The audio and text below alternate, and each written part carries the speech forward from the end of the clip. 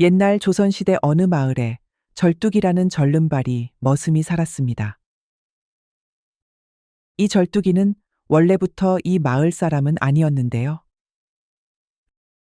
산에서 쓰러져 있는 것을 불공을 들이러 암자에 갔던 마님이 구해서 데려온 것이었죠. 집도 절도 없다고 하니 그날로 마님 집에서 머슴이 되었답니다. 하루는 절뚝이가 감자밭에서 감자를 캐고 있을 때였지요. 신나게 감자를 캐는데 어째 호미가 땅에 박힌 듯 옴짝달싹을 안 하는 거였습니다. 이놈의 감자가 땅에 뿌리가 박혔나? 왜 꿈쩍도 안 하는 것이요? 화가 치민 절뚝이가 힘을 주고 호미를 쭉 잡아당겼지요. 그렇게 씨름을 하니 한참 만에야 감자가 쑥 뽑혀 올라왔답니다. 아니 무슨 감자가 호박만 하다냐? 절뚝이는 커다란 감자를 보면서 신기해 하다가 무릎을 탁 쳤습니다. 그래, 이렇게 좋은 감자는 우리 마님께 한번 보여드려야겠다. 그리하여 절뚝이는 호박만한 감자를 들고 뜀박질을 시작했습니다. 마님이 돌아오시기 전에 집에 가서 오면 놀래켜줄 생각이었지요. 걸음이 불편한 절뚝이었지만 달리기는 놀랄 정도로 빨랐지요. 그리하여 절뚝이는 부지런히 집으로 향했습니다. 집에 도착한 절뚝이는 곧장 마님을 찾았습니다. 헌데 아무래도 집에 인기척이 없었지요. 다들 일 나가고 용무를 보러 자리를 비운 것 같았습니다. 에이, 좋다 말았구나. 이 왕감자는 이따가 저녁 때 보여드려야겠군. 그리하여 막 집을 나서려는데 갑자기 우물가에서 소리가 나는 것이었습니다. 분명 집에 아무도 없을 터인데 뭔가 절벅절벅 발소리가 나고 있었지요. 그리하여 절뚝이는 빼꼼히 고개를 내밀어 우물가를 살펴보았습니다. 아니 그런데 이게 뭔 일이랍니까? 마님이 아무것도 입지 않고 푸샤푸샤 물을 끼얹고 있는 게 아니겠습니까? 하기야, 오늘은 날이 무척 더웠지요. 마님은 아무도 없다는 생각에 안심하고 옷을 내린 것 같았습니다. 절뚝이는 순간 깜짝 놀라고 말았습니다. 마님의 몸을 봐버린 절뚝이는 그대로 굳어버린 것이었습니다. 두 눈은 휘둥그레해졌고 몸뚱이는 돌이라도 되었는지 꼼짝할 수가 없었지요. 그러다 보니 절뚝이는 마님의 목욕을 계속 지켜보고 말았답니다. 이때 절뚝이 머릿속에 떠오른 생각이 딱 그거였지요. 사람이 어쩜 저리 고울 수가 있는가? 마님은 일찍이 서른 무렵에 서방을 여의고 독수 공방을 하였는데요. 그 미색은 갓 스물이라고 해도 믿을 정도로 젊고 아름다웠답니다. 그런데 그런 목욕하는 마님의 알몸을 절뚝이가 봐버린 것이었지요. 마님의 피부는 백옥같이 희었고 그 곡선은 참으로 경탄스러웠답니다. 우리 마님은 선녀님이 분명해. 그게 아니면 저렇게 이쁜 사람이 이 세상에 있을 리 없지. 마님이 목욕을 마치고 옷을 다 입을 때까지 절뚝이는 꼼짝을 하지 못했습니다. 마님이 옷을 다 입은 후에야 절뚝이는 황망하게 우물가를 벗어났답니다. 아이고, 이놈의 심장이 왜 이리 두근거린대냐? 머리털 나고 처음 여인의 알몸을 본 절뚝이는 가슴도 요동치고 있었습니다. 그러고 보니 절뚝이의 어딘가가 불쑥 솟아 있었지요. 으아이고, 야는 또 왜 방정이여? 너는 이거사, 눈도 없는 것이 왜 그리 성이 났다냐? 당황한 절뚝이는 자기 것을 주먹을 내리쳤다가 아파서 대굴대굴 구르고 말았답니다. 하기사, 이런 신체 변화는 난생 처음이었으니까요. 절뚝이 입장에선 무척 낯설기만 하였지요. 감자밭으로 돌아온 절뚝이는 다시 일을 시작하였습니다. 헌데 우물가에서 목욕을 하던 마님이 떠오르니 도통 일이 손에 잡히질 않았지요. 하이고, 오늘 일은 쪽난 거나 다름없구먼. 원마님 생각에 아무것도 못하겠네 정말. 절뚝이는 일을 하는 둥 마는 둥 하다가 해가 떨어져서야 집으로 돌아왔습니다. 아이고, 냉수를 너무 마셨나? 밤중에 왜 이리 급하냐? 일찌감치 잠이 든 절뚝이는 갑자기 소피가 마려워졌지요. 하여 변소관으로 향했습니다.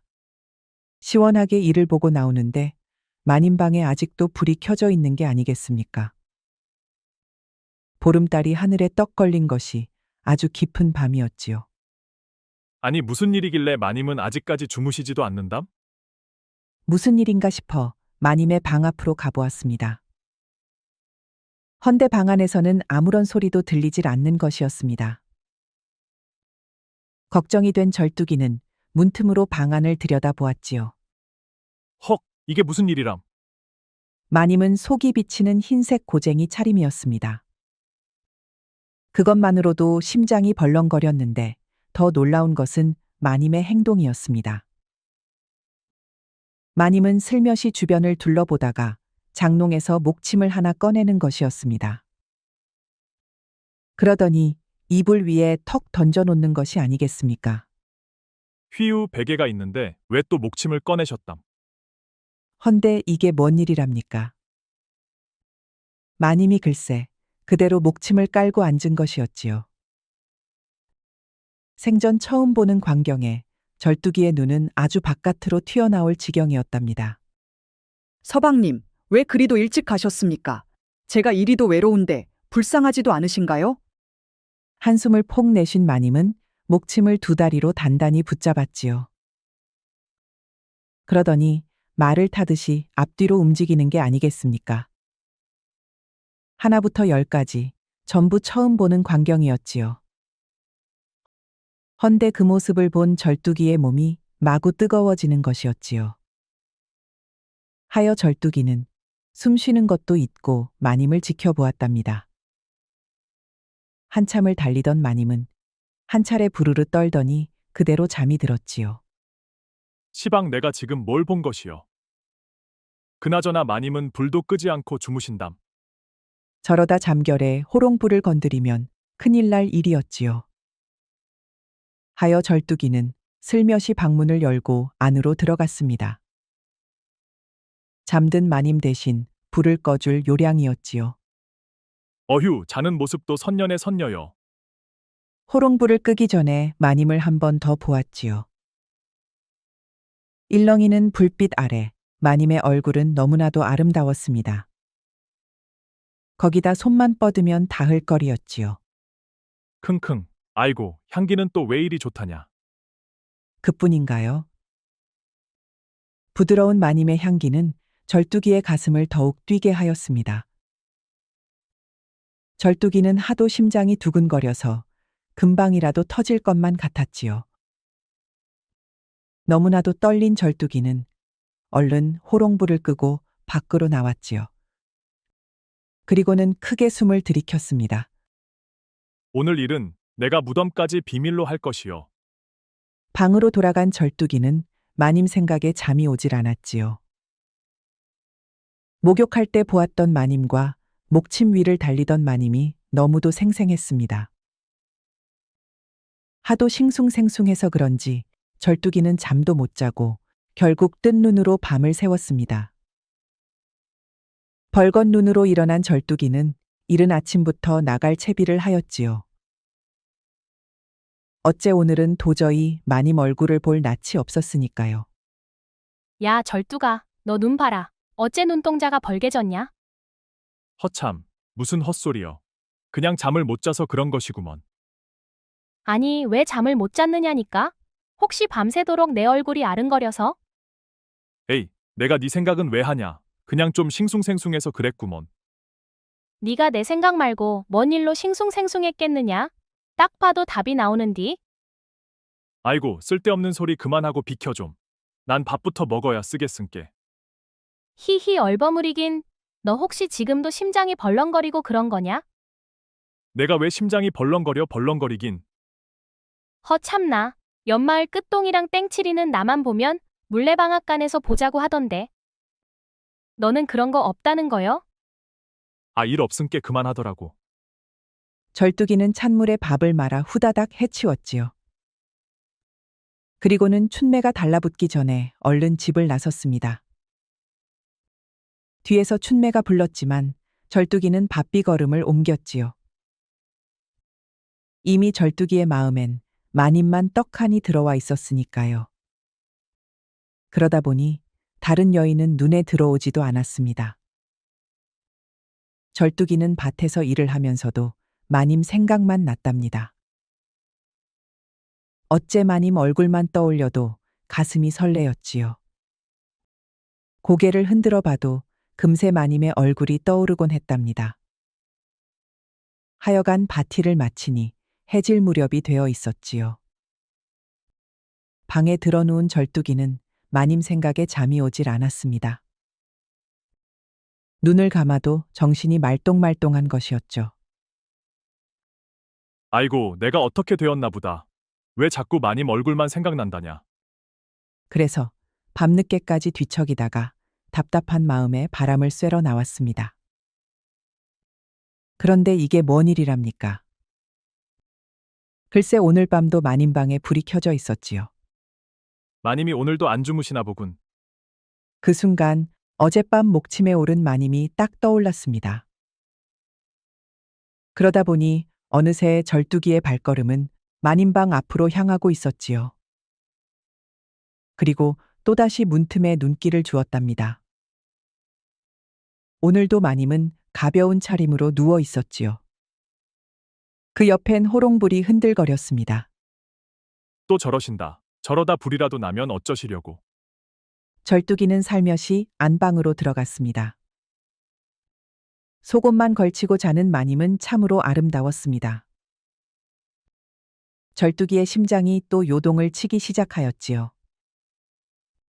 참으려고 했지만 그만 또 마님을 보고 말았지요. 헌데 갑자기 마님이 벌떡 일어났습니다.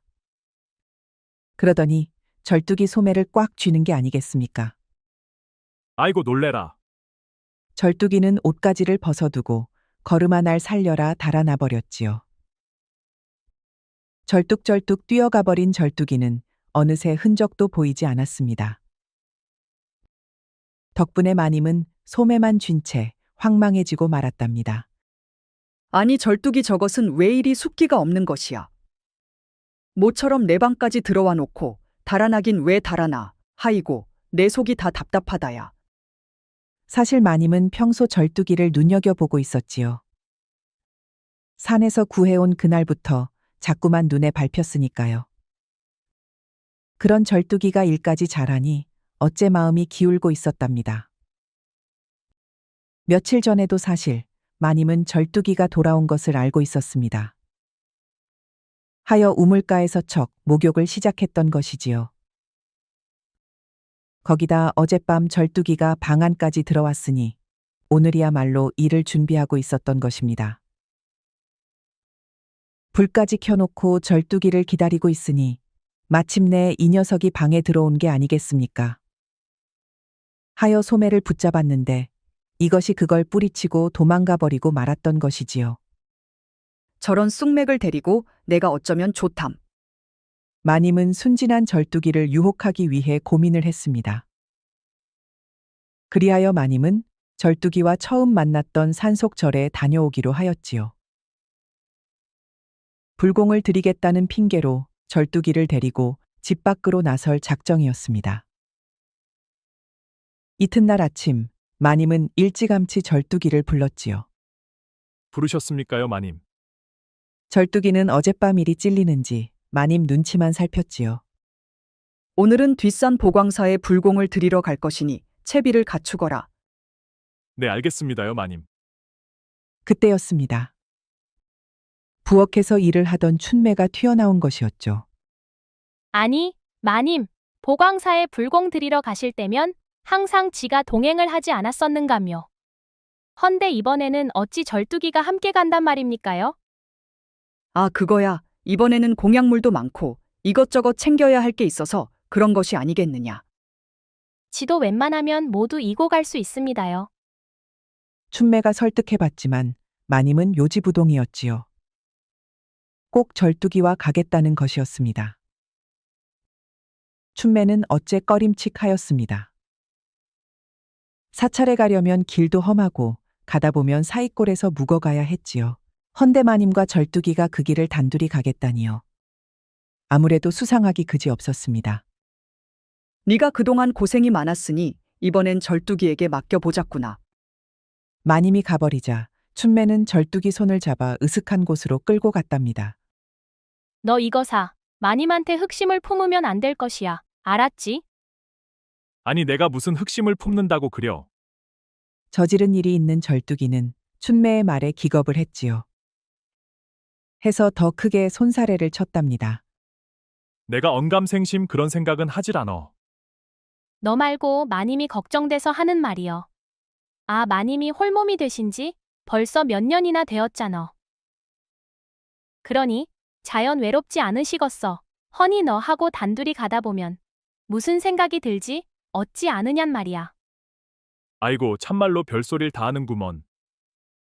어찌 마님이 나 같은 것을 쳐다보기나 하겠어? 괜한 걱정은 하덜 말어 좀. 절뚝이는 부엌을 나와서 떠날 준비를 하였지요. 절뚝아, 아직 멀었느냐? 아닙니다요. 모두 준비되었구먼요. 그럼 어서 가자꾸나. 둘이 길을 나서려는데 춘매가 또 따라붙었습니다. 춘매는 절뚝이 귀를 잡아당겨서는 귓가에 속삭였지요. 절대 딴 생각 품지 말아라. 알겠지? 내 말 명심혀.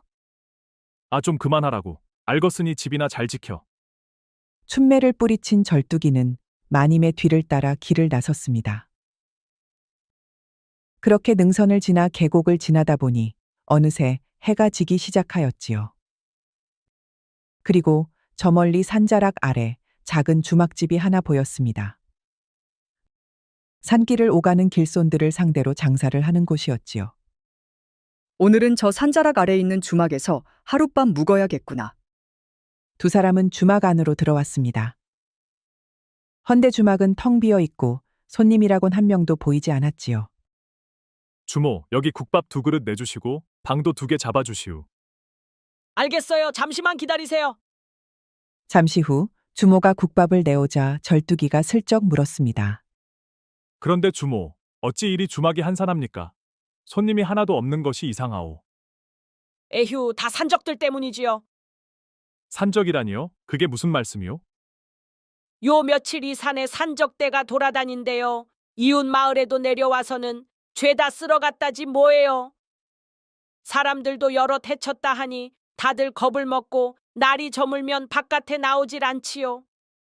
주막에 횡한 것이 다 그 때문이었구먼요. 주모의 말에 절뚝이와 마님은 속으로 흠칫 긴장했습니다.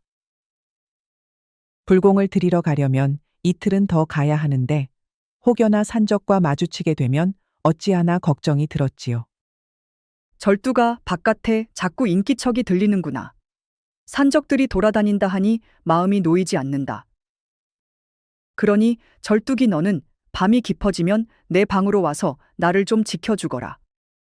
아니 마님, 어찌 저더러 마님 방으로 오라 하시는지요? 혼자 있자니 괜스레 불안하구나. 네가 옆에 있으면 마음이 든든할 것 같아 그러느니라.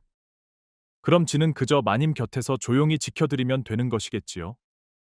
다 큰 사내가 어찌 그리 순진한 말을 하느냐. 남녀가 한 방에 있으면 과연 아무 일도 없이 밤이 지나가겠느냐. 아니 그럼 마님께서 다른 뜻이 있으신 것입니까요? 아이고 얘가 그런 말을 함부로 입에 담다니 참으로 너란 녀석이. 그저 네가 하고 싶은 대로 하면 되느니라. 그리하여 절뚝이는 졸린 눈을 비벼가며 밤이 깊어지기만을 기다렸답니다. 마침내 달이 밤하늘에 걸리자 절뚝이는 밖으로 나왔습니다. 마님께서 조용히 들어오라 하였었지. 절뚝이는 망설이다가 이내 조용히 마님이 묵는 방의 문을 열었습니다. 방 안에는 은은한 달빛이 스며들어 있었고 마님은 그 빛 아래 단정히 앉아 있었습니다. 절뚝이는 마님 곁으로 다가가 조심스레 자리를 잡았지요. 가까이서 바라보니 고운 얼굴이며 흩어진 머릿결이 어찌나 곱던지 숨이 턱 막히고 정신이 아찔할 지경이었습니다. 한참을 넋을 잃고 바라보고 있는데 마님이 천천히 일어났지요. 그러더니 그대로 절뚝이의 품에 폭 안기는 것이었습니다. 아니 마님, 어찌 저에게 이러시는지요? 조용히 하고 어여 이리 들어오너라. 마님의 부드러운 몸을 절뚝이는 뿌리칠 수 없었지요. 따뜻한 체온이 전해지는 순간 절뚝이는 온몸이 굳어버리고 말았습니다. 그러자 마님의 손이 천천히 절뚝이의 옷고름을 풀기 시작했습니다. 섬세하고도 은근한 손길이 한 올 한 올 매듭을 풀어가며 깊숙이 아래로 미끄러져 내려갔습니다. 절뚝이는 숨조차 쉴 수 없을 만큼 심장이 요동쳤습니다. 마치 가슴 속에서 거대한 북이 울려 퍼지는 듯 했지요. 여봐라, 안에 있는 것들을 모조리 끄집어내라. 난데없는 소란에 주막 안은 삽시간에 아수라장이 되었습니다. 도적들이 들이닥치고 등불이 환하게 밝혀지는 가운데 연놈이 한방에서 무슨 짓을 하고 있었느냐? 버든 채 엉켜있는 두 사람을 본 도적들은 껄껄 웃으며 야릇한 눈빛을 주고받았습니다. 마님은 황급히 옷자락을 끌어당겨 몸을 가리며 덜덜 떨었습니다. 두목, 어서 와보시지요. 이거 대어를 낚았습니다. 도적들이 우르르 몰려들었고 두목이 천천히 방으로 들어섰습니다. 인연보게, 고운 걸 보니 양반 규수로구나. 그런데 머슴놈하고 정분이 났단 말이지. 재밌군. 두목은 비릿한 미소를 지으며 마님을 내려다보았습니다. 오냐, 잘됐다. 오늘은 나와 놀아보자꾸나. 이 머슴놈은 당장 끌어내라. 절뚝이는 거칠게 끌려나갔지요. 방문이 쾅 닫히고 잠기자 두목이 느물거리며 마님 앞으로 다가왔습니다. 몸매가 참 곱구나. 내가 오늘 어찌 이런 귀한 규수를 얻었단 말이냐. 하하. 제발 저를 살려주세요. 너같이 고운 걸 어찌 죽이겠느냐. 내 너를 곁에 두고 평생을 즐길 것이니라. 마님은 두목의 험악한 눈빛을 마주한 채 온몸을 떨었습니다. 한편 도적들은 주막 마당에서 두목이 나오기를 기다리고 있었습니다. 주모와 절뚝이는 단단히 묶여 땅바닥에 내팽개쳐져 있었지요. 그때 방 안에서 마님의 비명이 터져 나왔습니다. 놔라 이놈들아, 마님을 어쩌려고 그러느냐. 절뚝이는 버둥거렸지만 단단히 묶인 밧줄이 그를 올감했습니다. 도적들은 그 모습을 보며 비웃었지요. 애벌레처럼 꿈틀거리는구나. 심심한가 본데 내가 상대해주마. 그때 한 놈이 절뚝이를 발로 차더니 안면에 주먹까지 날렸습니다. 퍽 하는 소리와 함께 정신이 아찔했지만 절뚝이는 도끼를 품고 버텼지요. 허나 놈들은 거기서 멈추지 않았습니다. 절뚝이가 잘 버티니 이젠 아예 몽둥이로 패기 시작한 것이지요. 맷집 좋다고 해서 뭘 어쩔 것이냐? 아하, 매를 더 맞고 싶다 이거냐? 신나게 두드려 맞은 절뚝이는 금세 기절할 것 같았지요. 간신히 정신을 붙잡는데 무언가가 뒤통수를 강타했습니다. 순간 눈앞이 하얘지며 귓속이 울렸지요. 절뚝이는 바닥에 쓰러졌습니다. 아이고, 이놈 눈을 까디집었구나. 죽은 게 아니냐? 도적들은 그가 뻗어버렸다며 관심을 거두었지요. 그러나 쓰러진 그의 손끝이 희미하게 움찔거리고 있었습니다. 절뚝이는 잊고 있던 기억들이 서서히 떠오르기 시작했습니다. 벌떡 일어난 절뚝이는 얻어맞느라 헐거워진 밧줄을 한 번에 풀어버렸습니다. 아니 이놈이 설마 다시 살아난 것이냐? 기겁한 도적들이 덤볐지만 절뚝이는 더 빨랐지요. 여기저기 불이 번쩍하더니 도적들이 금세 다 쓰러진 것이었습니다. 마치 하늘에서 내려온 신장과도 같았지요. 절뚝이는 문을 박차고 방 안으로 뛰어들었습니다. 그리고 마님 위에 올라탄 두목의 멱살을 단숨에 움켜쥐었습니다. 두목이 당황해 몸을 비틀었지만 절뚝이는 거침없이 주먹을 날렸습니다. 강한 충격에 두목이 방 한가운데로 나뒹굴었지요. 두목은 몸을 일으키려 했지만 절뚝이가 이미 그를 향해 달려들고 있었습니다. 절뚝이는 거리를 좁히자마자 번개같이 연타를 날렸지요. 두목은 강력한 연타에 휘청거리다가 그대로 땅바닥에 나가 떨어졌습니다. 소리조차 지르지 못한 채 축 늘어졌지요. 마당은 순간 정적에 휩싸였습니다. 마님 괜찮으신지요? 그래, 난 괜찮아. 헌데 이게 어떻게 된 일이야? 네가 무슨 수로 도적대를 물리쳤냔 말이야. 저도 좀 아리까리합니다요. 도적들은 마당 한가운데 쓰러진 두목을 바라보며 술렁거렸습니다. 절뚝이를 향한 눈빛에는 경악과 두려움이 섞여 있었습니다. 부두목 저자가 혹시 그 자가 아닙니까? 단종이 폐위될 때 역적으로 몰린 김종서 장군의 휘하 무사가 있었지 않습니까? 그 무사의 아들이 살아남아 도망쳤다지요? 별명이 백야차인가 뭔가? 헛소리 말거라. 백야차는 오래전에 붙잡혔다 들었다.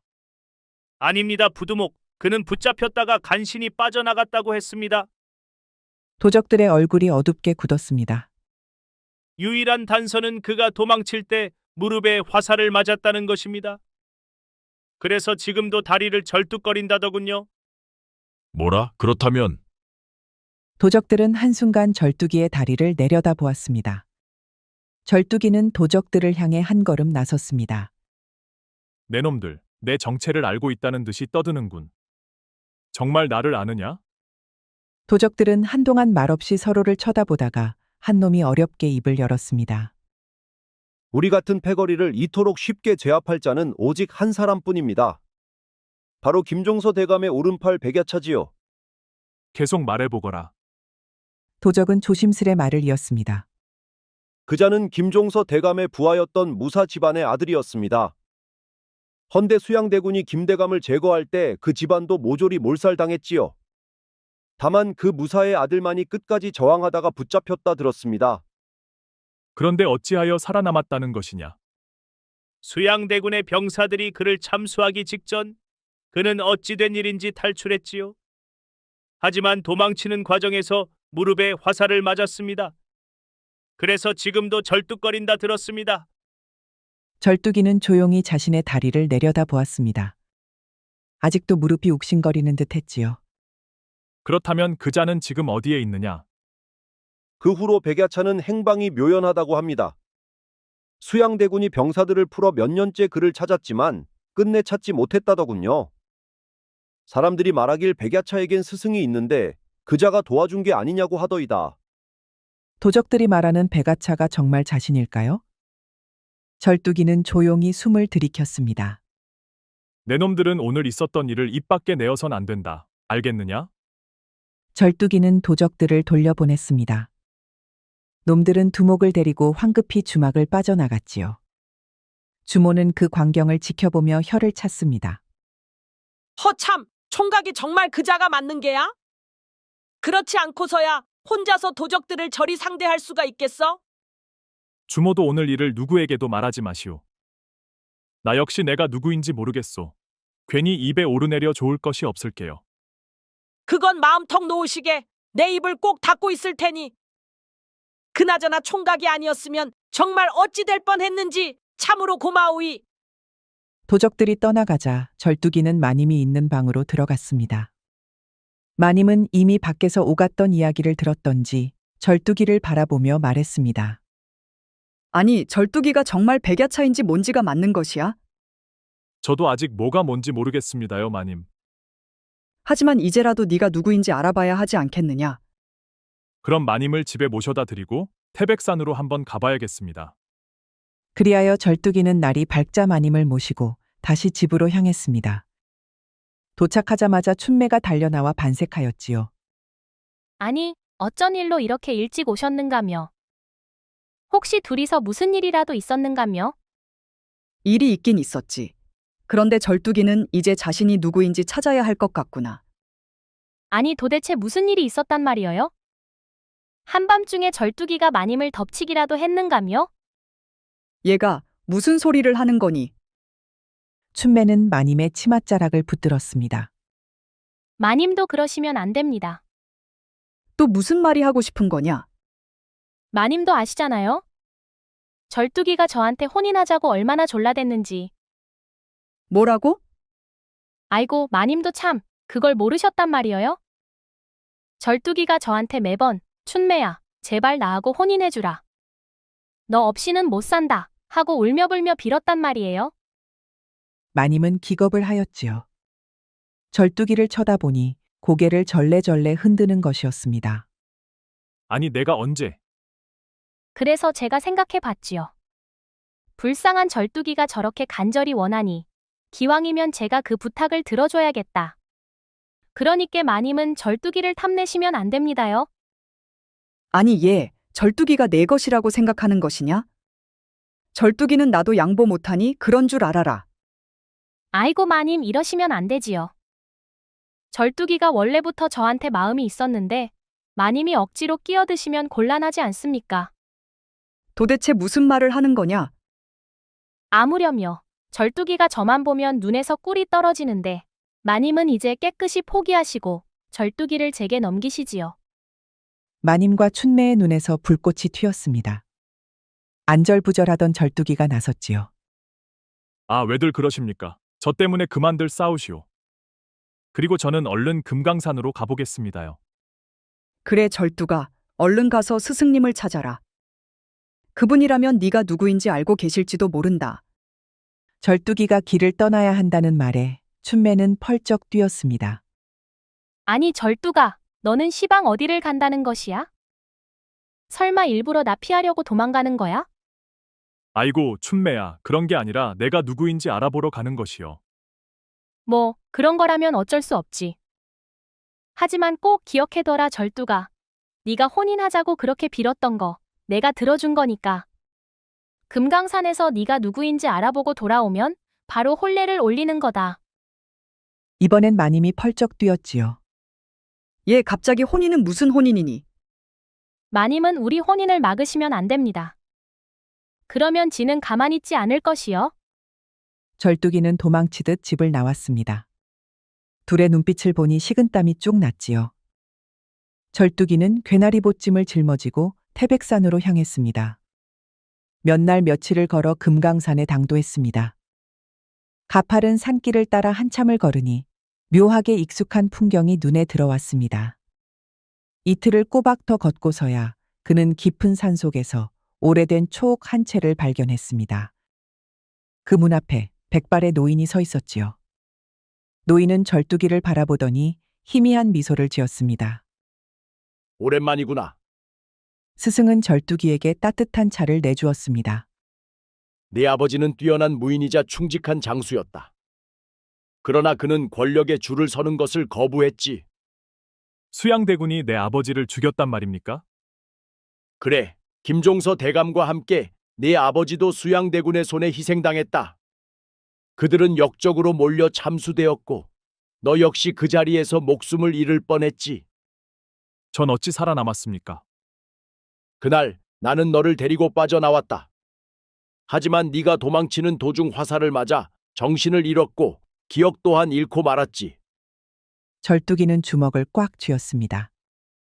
가족이 역적으로 몰려 처형당한 것도 모자라 자신은 무력하게 도망칠 수밖에 없었다는 사실이 가슴을 짓눌렀습니다. 스승님, 전 이제 무엇을 해야 합니까?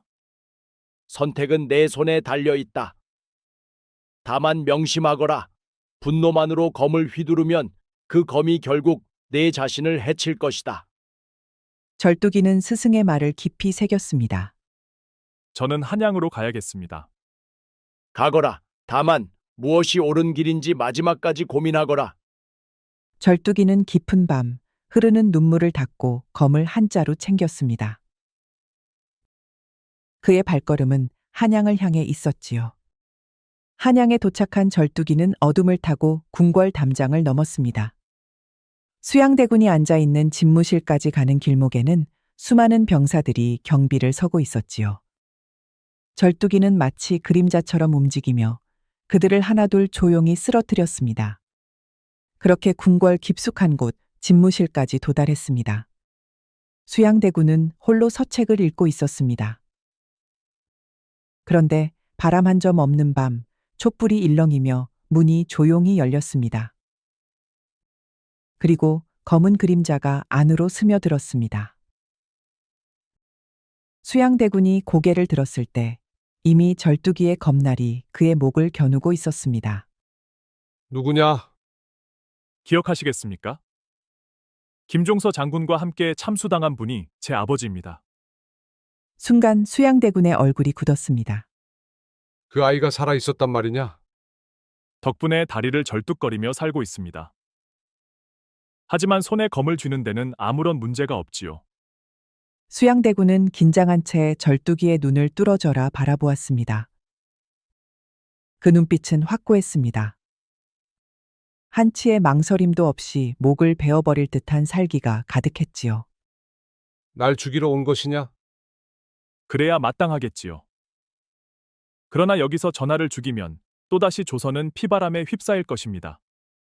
절뚝이는 검끝을 밀며 한 발짝 다가섰습니다. 명심하십시오. 만약 전하께서 폭정을 펼친다면 그의 눈빛이 더욱 날카롭게 번뜩였습니다. 전하의 목에 검을 겨누는 자가 다시 나타날 것입니다. 그리고 그 이름은 백야차라 불리겠지요.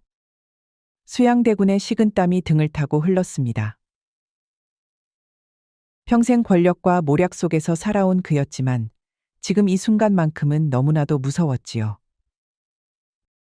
절뚝이는 조용히 검을 거두었습니다. 이 경고를 새겨 들으십시오, 폐하.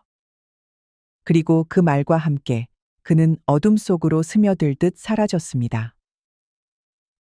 그날 이후 수양대군은 선정을 베풀기 시작했습니다. 겉으로는 강인한 임금으로 남았지만 밤마다 자신을 찾아왔던 검은 그림자의 기억을 떨칠 수 없었지요. 누군가는 말했습니다. 수양대군이 갑자기 바뀐 것은 한밤중 백야차가 다녀갔기 때문이라고요. 모든 것을 끝낸 절뚝이는 금강산으로 돌아가지 않았습니다. 그의 발걸음은 자연스레 마님댁을 향하고 있었습니다. 기와집 마당에 들어서자마자 춘매가 그를 보자마자 소리쳤습니다. 아이고, 이제야 왔구먼. 그리고는 두 팔을 벌려 절뚝이를 와락 껴안으려 했지요. 아이고 춘매야, 좀 기다려 보거라. 왜, 내가 기다리랬더니 이렇게 늦게 왔단 말이여? 이제 혼인하면 되는 거지? 마님이 마당으로 나와 그들을 보며 혀를 찼습니다. 아니 춘매야, 혼인은 무슨 혼인이니? 절뚝이가 이제 돌아온 참인데. 마님도 참, 절뚝이가 전에 뭐라고 했는지 잊으셨소? 자꾸 저한테 혼인해달라고 매달려서 제가 큰 마음 먹고 받아주기로 했잖소. 아니 내가 언제? 어머, 기억이 안 나는 거야? 밤마다 내 창가에서 춘매야, 제발 나랑 혼인해줘 이러더니 절뚝이는 어이없는 얼굴로 마님을 쳐다보았습니다. 절뚝아, 이제 너도 포기해라. 춘매는 원래 저런 애다. 알겠습니다요. 춘매는 씩 웃으며 절뚝이의 팔짱을 끼웠습니다. 이제 다시는 혼자 떠나지 마라. 알겠지? 아니 이거사, 절뚝이가 왔는데 왜 네가 오라 말하냐. 그러면서 이번엔 마님이 반대쪽 팔짱을 끼웠지요. 그렇게 세 사람은 옥신각신하면서도 사이좋게 지냈답니다.